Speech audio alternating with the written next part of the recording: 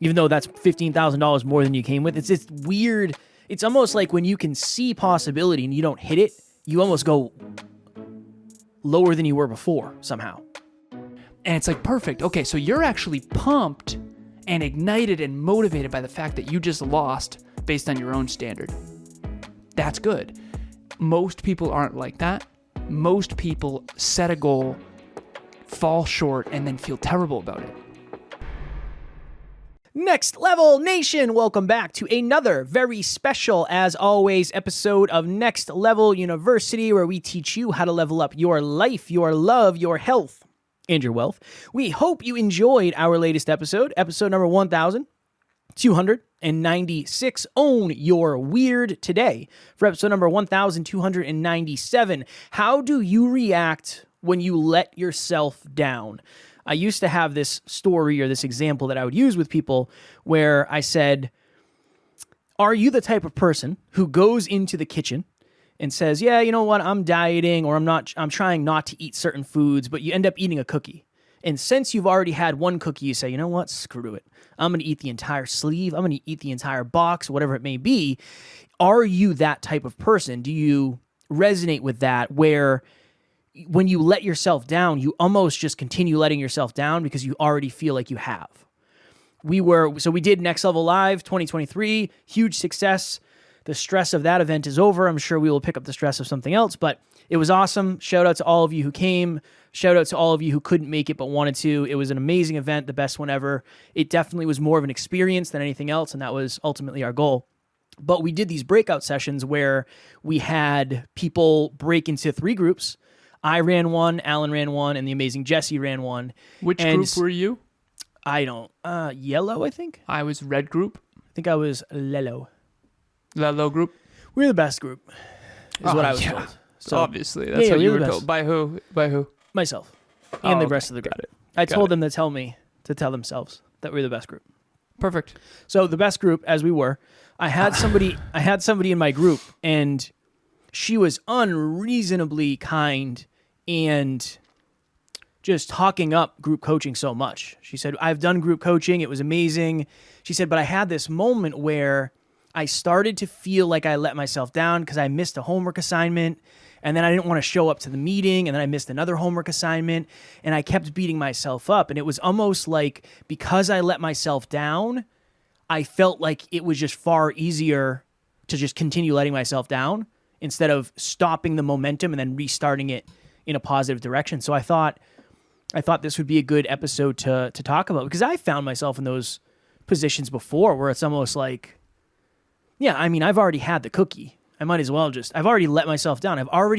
It's almost like I've already broken the door down. I might as well just keep going through the door at this point. So I thought it would be an interesting episode to do. So Kev knows that I think a lot of listeners know I fast often, intermittent fasting. And essentially what that means, you can do different splits. You can do 16-hour fasts. You can do 12. You can do 20-hour fasts. And often I don't eat until the evening. Last week or the week before, I forget which, I ended up eating in the morning because I was so stressed out. Pre-event stuff. And it started out with just like a couple cookies. Those fudge-covered Oreos. And I had a couple of those, and then I was like, you know what? And I ended up eating a huge meal and taking a nap. I ended up watching Top Gun.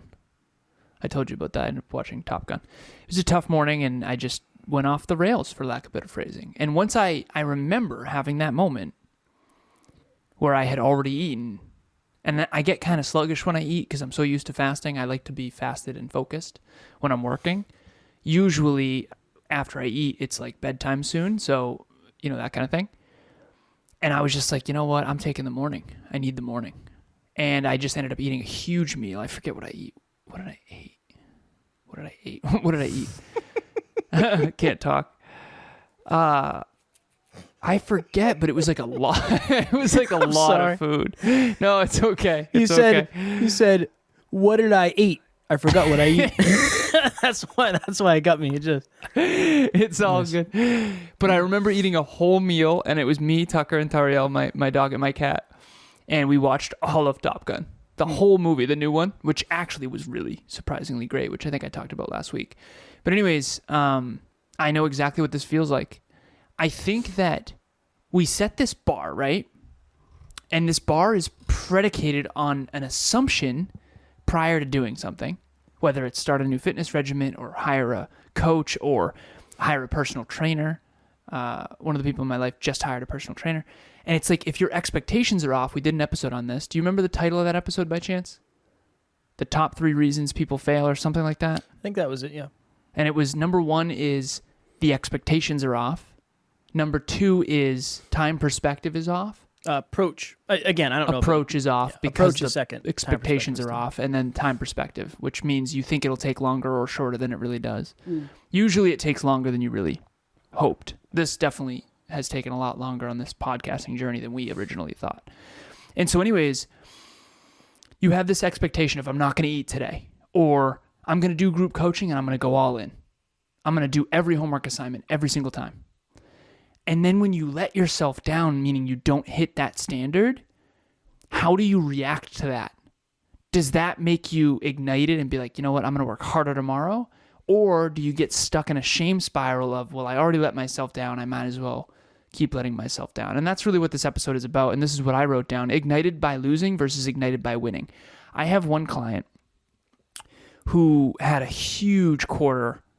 And what's interesting about this is, and I'm just going to kind of keep this high level, I'll keep this anonymous. So her business is very, very successful, has been for many, many years, and she was shooting for the $3 million gross revenue mark in 2023.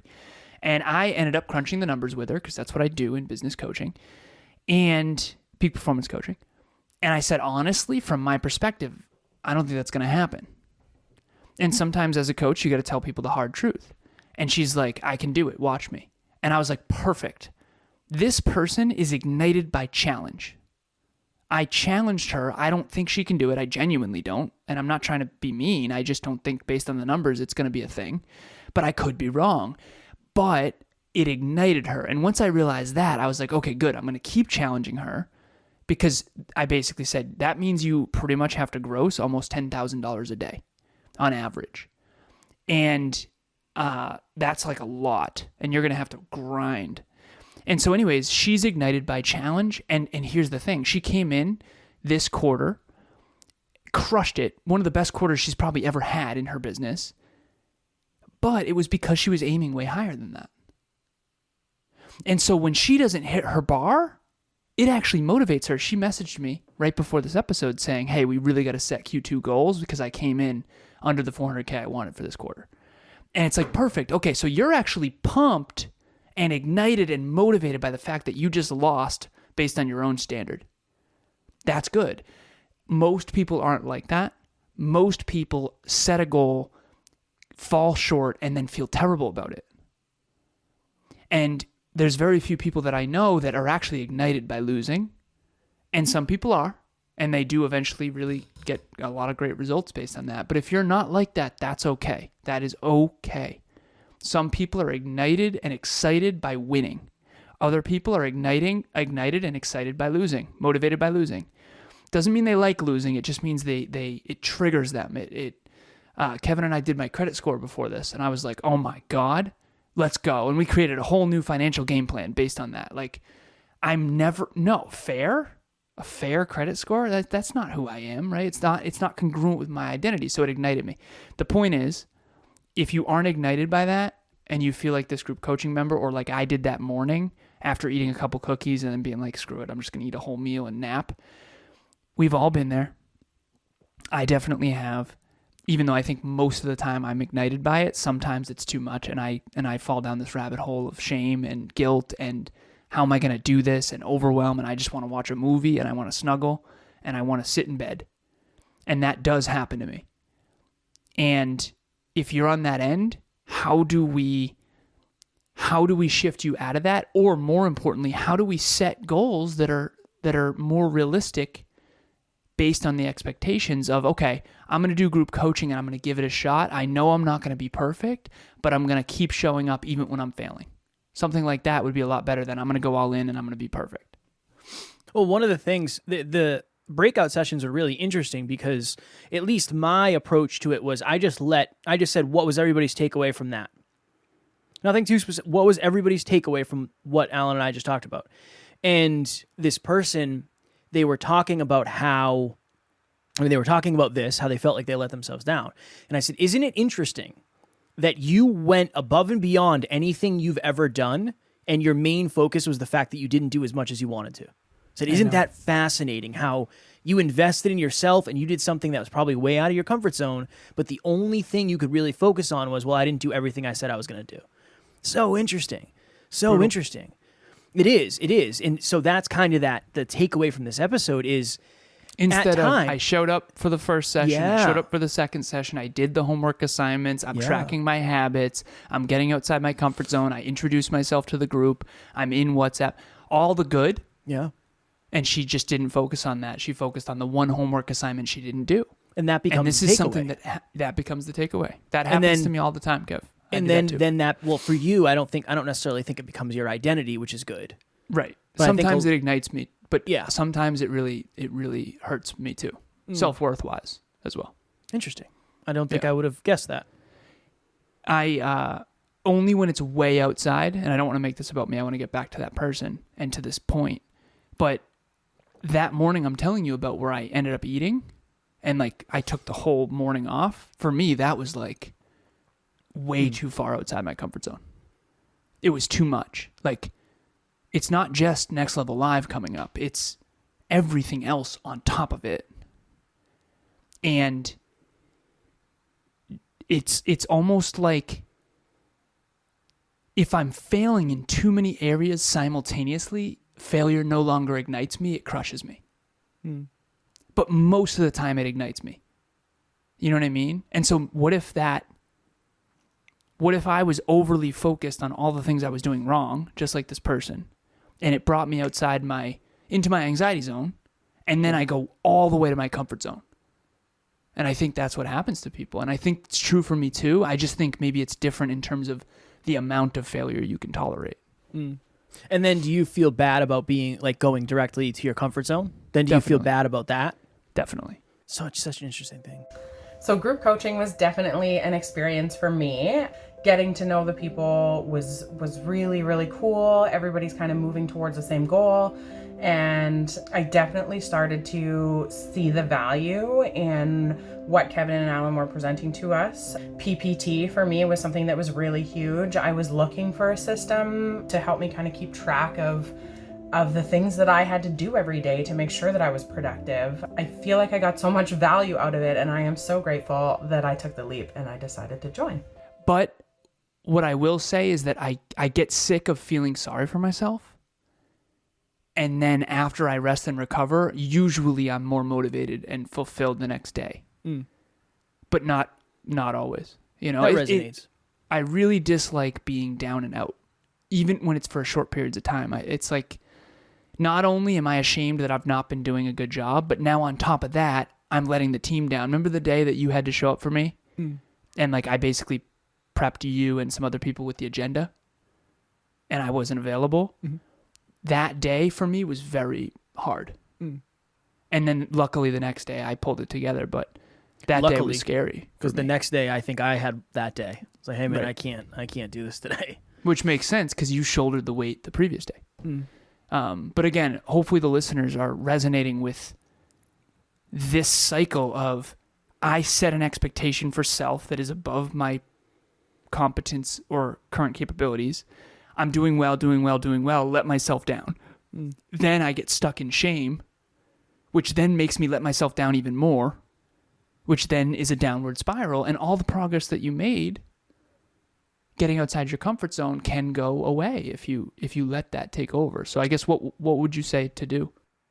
I think you got to start with the gratitude and appreciation of what you have tried. I mean, at least for some reason when you were talking, all I could think about was Who Wants to Be a Millionaire, when it's like you're at the $64,000 level and you take a risk to go to the $128,000 level. And it's almost like when you lose, you end up winning like $15,000, but you're pissed off that you won $15,000. even though I that's know. $15,000 more than you came with. It's weird. It's almost like when you can see possibility and you don't hit it, you almost go lower than you were before somehow. Not you, the collective you, me, everybody. Yeah. Yeah. Very interesting. I think That's you just have to. opportunity cost. Yeah. Yeah. Which is, and you got to be careful because if you look at that wrong, you won't say, I'm so grateful for this $15,000. I think You'll that's where say, you have to start. I can't believe I gave up 110,000 or whatever it is. You know, it's important. This is one of the most important episodes right here. This is the cycle that people get in. This is why consistency is so hard, because when you miss one day, you get stuck in shame and then you don't go back. It's and we all set ourselves up with this ideal version of like, I'm gonna do this new fitness regimen, and you can crush it for a couple days. Anyone can, but long term, it's so hard to sustain. It's so hard to sustain. And then when you fall off, do you get ignited, or do you get stuck in the shame of falling off, and then eventually you have to start all over again? You know what I mean? Yeah, instead of like, okay, say you wanted to do a year of exercise every day, but you made it 8 months. So let's just say you made it 240 out of 365 days. It's like, that's 240 days more than you've ever done. I understand it's 100 and whatever, 125 days less than you wanted to, whatever the number is. That's a very interesting thing. Yeah, I think you just have to start from a place of gratitude, appreciation, and accomplishment. You accomplish something way more than you ever have before. It might not be what you wanted it to be, but now you have a new baseline. Mm-hmm. You have a new baseline, and that shows growth, and that shows improvement, and there's so many lessons in the losses. There's so many lessons in the losses. And then you can use those losses to make sure you don't make the same mistakes next time. But I really think that's what it is. I think that's what it is. This is why I always share. This is one of the real reasons why I always share that it took me 5 years to quit drinking. That's why I always say that. Because in their head, it's like, wait, what do you mean? It's like, it's been 8 years since I've tried to start quitting drinking. When I was 26, now I'm 34. It's been 8 years of me trying to quit drinking. I've only actually succeeded for the last 3.5. The rest of it was me trying and failing and trying and failing. And I think that's, but I did it, right? Even though I looked like I was failing for the first 5 years. And I talked about that at Next Level Live. It gets me emotional because weddings were my kryptonite. I would do like months of no drinking, and then I would fall off. And one time I tell this story. I was up till 4 a.m.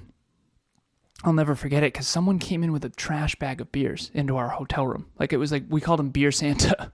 I don't know how this happened, right? It was a random person. But there was an after party, and then there was an after party. I wasn't even supposed to stay the night. And I ended up staying in my buddy's hotel room. And then the next day I was puking outside my car in a parking garage. And it was one of the worst feelings I've ever had, of just disappointment and shame. And I remember feeling kind of homeless because I was so hungover, and it was in Providence, Rhode Island. And I couldn't find my car. I could not find my car. Empty parking garage. I'm the only car in it, and I could not figure it out where it was because I was no sleep, the whole nine. And I remember thinking to myself, like, oh my God, this is like the worst. But I had quit drinking for probably 6 months before that. I think that was the first time I had drank in 6 months. But here's the thing. It's almost like I let myself down even more because of how good I was doing, right? So you get stuck in this. And then after that, what if I was like, you know what? Screw it. I already drank. I might as well keep going. And so I think that's what we get stuck in, that. And I think it's important to like realize that you're always going to fall off. Right. It's how quickly you get back on, and it's, do you get back on better and smarter next time?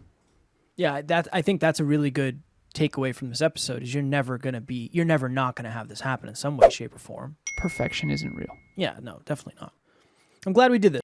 Again, you come up with an episode, you don't know what's going to happen.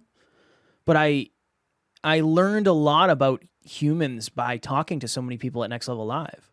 And everybody was just so vulnerable and so authentic and so just truthful and trustworthy. And I just learned so much about people and their stories. And that really jumped off for me. It's like, I would never know that about you unless you told me. Not you, but this person in my group. I would never know that unless you told me. You look so confident. I know. And it doesn't, and again, this isn't a judgment, but it doesn't look like that would affect you in the way that it does. Just like it probably doesn't look like it would affect me in the way it does. Because you have an assumption when you see somebody that things affect them in a certain way, and it's not true. Nothing's true. None of it is true.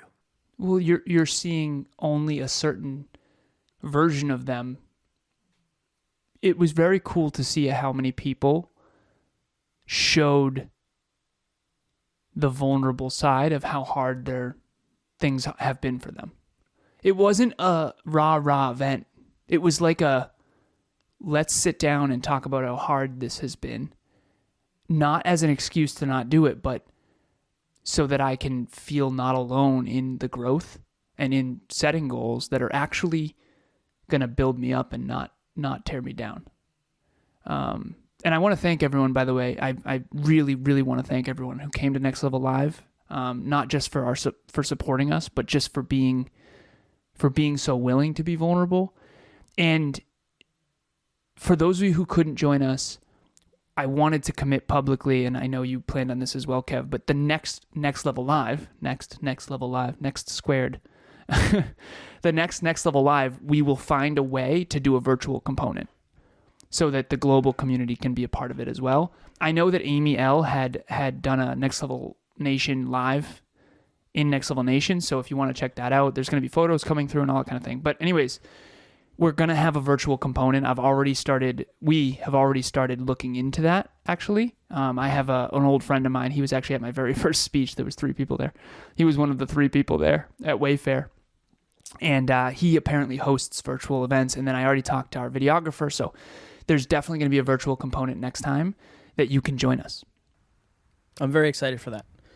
I'm very excited. Same. I don't know how that's going to work, but we're going to figure it out. It'll be really, really good. And again, we have listeners all over the place. So I feel like we'll be able to add value at a different level. So that makes I'm very, very excited. I'm glad it won't be for another, 10 months until we start talking about it again, because I need the rest, but I'm very excited for it. Same. One of the interesting things I took away, and you just kind of spoke to it, but it was the vulnerability and authenticity of the people in my group specifically, but I got this feedback from you as well as Jesse, who ran the other group, and I think it's because for the first time, a lot of these humans felt like I can actually be I can actually be my authentic self because I'm safe here.